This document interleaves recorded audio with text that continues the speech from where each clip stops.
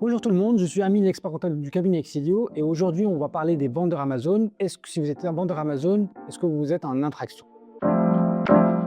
Alors déjà, il y a un point très important, il faut savoir qu'à partir de 2023, il y a une directive européenne qui oblige toutes les plateformes, que ce soit Amazon, Shopify, TikTok, Instagram, etc., à communiquer aux impôts vos données par rapport à vos ventes. Donc ça, c'est fait de façon automatique. D'ailleurs, normalement, vous recevez un mail. Dernièrement, ceux qui sont vendeurs sur TikTok Shop l'ont reçu, qui dit que on va, sous quelques jours, transmettre à l'administration fiscale toutes les données fiscales de vente qui se rapportent à vous. Donc, déjà, ça, c'est un point important. C'est-à-dire que l'administration fiscale aujourd'hui a d'office automatiquement reçu toutes les informations par rapport aux ventes que vous avez réalisées. Et de l'autre côté, manuellement, si l'administration fiscale en fait la demande, elle peut très facilement obtenir toutes les données qu'elle souhaite auprès d'Amazon ou n'importe quelle autre plateforme, mais là on parle d'Amazon. C'est très simple d'obtenir auprès d'Amazon toutes les données par rapport à une personne X, par exemple Amine. Et c'est l'objet d'ailleurs d'une vidéo que j'ai postée il y a quelques semaines par rapport à un client à nous qui est venu nous rejoindre pour une reprise de comptabilité, qui était réalisée par un ancien cabinet, qui a fait des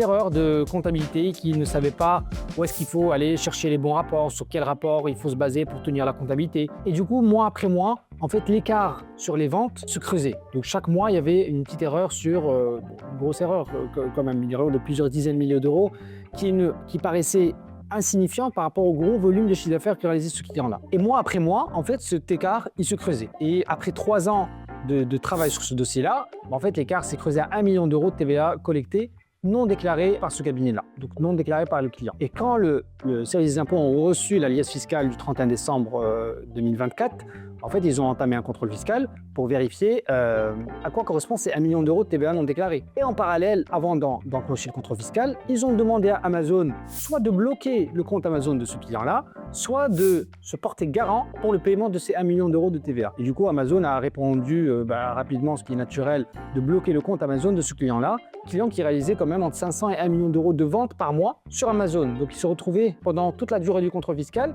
privé de ventes, privé de chiffre d'affaires et de revenus. Donc, c'est pour ça, en fait, qu'il est très important de bien se faire accompagner par un expert comptable qui maîtrise votre sujet. Ça, c'est une parenthèse. De l'autre côté, je parlais d'une transmission automatique des données d'Amazon vers le fisc. Alors, en quoi c'est important et en quoi ça peut répondre à la question de cette vidéo, est-ce que vous êtes en infraction? Parce qu'en fait, ce que Amazon va communiquer directement au fisc, c'est des données qui sont en rapport avec le paramétrage que vous avez fait sur votre compte Amazon. Je donne un exemple. Vous avez, sans vous rendre compte, coché la case stock dans d'autres pays de l'Union européenne sur Amazon. Donc, vous l'avez coché sans vous rendre compte. Par contre, ça a d'énormes conséquences fiscales sur votre fiscalité, sur votre structure, que vous soyez en micro-entreprise ou en société, peu importe. Les règles fiscales sont exactement les mêmes. Donc, si vous avez coché ça comme case, et du coup, Amazon commence à stocker votre marchandise dans d'autres pays de l'Union européenne, et quand le fisc va recevoir ce rapport des ventes que vous avez réalisées, et quand il va faire le contrôle et la cohérence avec ce que vous avez déclaré réellement, il va trouver de grosses incohérences. Pourquoi? Parce que si vous avez du stock dans l'Union européenne, il y a certaines ventes qui doivent être déclarées dans des TVA locales en Allemagne ou en Belgique, etc. Si vous avez vendu dans l'Union européenne mais depuis un stock en France, certaines déclarations doivent être réalisées sur le guichet unique, donc ça doit apparaître aussi. Et sinon, il y a d'autres déclarations qui doivent être réalisées, des ventes déclarées sur la déclaration française. Donc quand le fisc va recevoir le rapport d'Amazon, qui vont faire le contrôle entre ce qui aurait dû être réellement déclaré, dans quel formulaire, en ce que vous avez réellement déclaré, il va trouver des incohérences.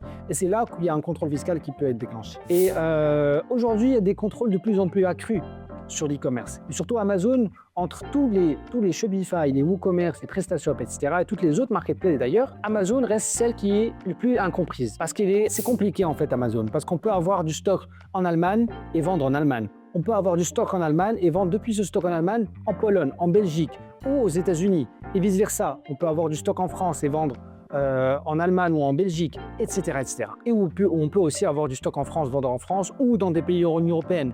Donc il y a énormément de cases à cocher, énormément de règles fiscales applicables en fonction de chaque situation. Et aussi, il y a le cas aussi où vous avez une partie B2B. Aujourd'hui, on a par exemple des clients qui vendent sur Amazon à des particuliers, mais en même temps, ils peuvent vendre sur la Redoute, ils peuvent vendre sur Maison du Monde, etc. Et il y a certaines marketplaces pour lesquelles c'est du B2B, c'est pas du B2C. Donc, il y a une autre complexité qui se rajoute, c'est que les règles liées, applicables en tant que B2C, quand vous vendez à un professionnel, ne sont pas du tout les mêmes que les ventes auprès de particuliers. Donc, c'est pour ça qu'il faut bien maîtriser la chose, bien paramétrer votre compte Amazon pour éviter déjà d'enclencher bêtement un contrôle fiscal. Et deuxièmement, il y a une histoire de marge. Quand vous avez mal paramétré votre compte Amazon, il y a une vente potentiellement à facturer à 24 € TTC. Ben, si vous avez mal coché vous avez coché les mauvaises cases sur Amazon, peut-être que cette vente avec 4 € de TVA va se paramétrer avec 0% de TVA. Et du coup, votre client, quand il va rentrer sur votre compte Amazon, en fait, va la payer à 20 €. Et du coup, vous êtes lésé de 4 €. Et du coup, votre calcul, en fait, n'est pas bon. La marge est totalement biaisée. Donc, c'est pour ça que c'est bien de faire du chiffre d'affaires. Mais il faut contrôler tous ces éléments-là. Donc, contrôler la marge. Et votre marge est directement liée aux paramètres que vous faites sur votre compte Amazon. Donc, c'est très important en tant que vendeur de bien comprendre déjà vous, en tant que vendeur, même si vous avez un expert comptable qui est spécialiste, etc., et qui maîtrise, et qui va faire tout le travail pour vous, c'est important en tant que client, de chef d'entreprise, de comprendre à minima comment ça marche.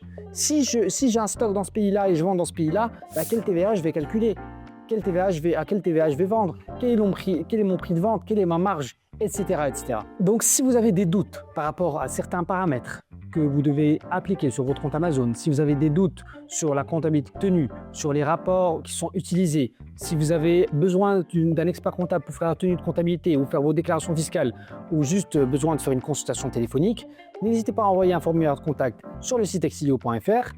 On vous rappellera, on fera le point sur votre besoin, sur votre problématique et on parlera aussi de nos offres d'accompagnement. Merci, à très vite.